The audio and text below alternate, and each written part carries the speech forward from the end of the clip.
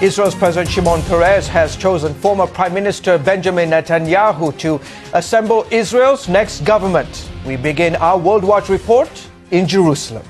Netanyahu will now have 6 weeks to build the strongest possible coalition. He says that because of the dangers facing Israel, he wants a broad unity government of the large political parties. But Kadima party leader Tzipi Livni says she will not serve in a government that is not committed to a Palestinian state. A religious freedom panel is calling on President Obama to strengthen a fragile peace in Sudan. The U.S. Commission on International Religious Freedom wants the president to appoint a special envoy to that country. In Sudan, the Christian South and the Muslim North have fought a 20-year civil war that left more than 2 million dead before signing a peace treaty in 2005. The Commission says the U.S. needs to ensure greater religious freedom for non-Muslims in the North, which is ruled by Islamic law. Pakistan has agreed to impose Islamic sharia law and suspend a military offensive across a large part of the country.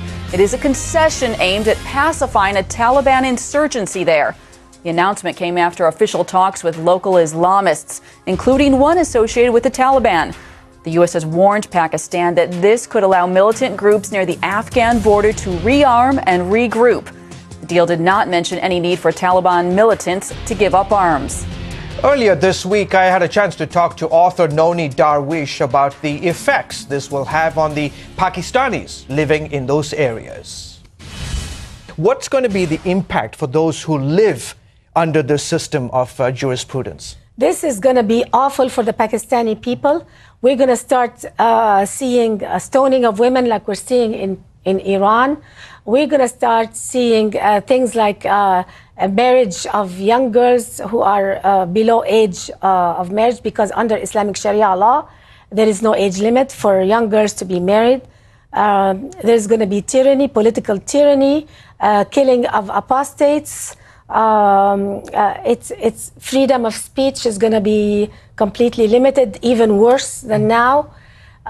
What's it going to mean for those who are not of the ruling orthodoxy, the non-Muslims, especially the Christians? What does it mean for them? Oppression of the non-Muslims is going to be, they're going to be second-class citizens officially. Islamic Sharia does not give equal rights to all. There is laws for men, laws for women, laws for Muslims, and laws for non-Muslims. Non-Muslims are second-class citizens. Their ability to build churches will be very limited. Their ability to practice their religion freely will be very limited. They will not hold positions of power. They will be intimidated because if their appearance looks different from Muslims, they will be intimidated on the street. So it's not going to be easy for them to live in a Sharia-controlled country. What happens for those who are living in this Sharia-controlled country? What happens to a Muslim who decides that Islam is not the way, that he wants to leave this faith and to convert to another faith, Islam, to Buddhism or Christianity? What happens to them? No freedom of religion is allowed under Islam. Islam is the only religion on earth that has 4 schools of Sharia. They all agree on one thing, that a Muslim who is born a Muslim must remain a Muslim. There is no defection from the iron curtain of Islam. And it's by the laws of Sharia that tells a Muslim, you leave Islam, you must be killed. Under Islamic law, vigilante street justice is allowed under Sharia by a law that says a Muslim who commits murder against an apostate is forgiven. He will not be punished. So vigilante street justice is allowed, and any wonder why you see all these riots and killing and murder on the streets of Muslim countries?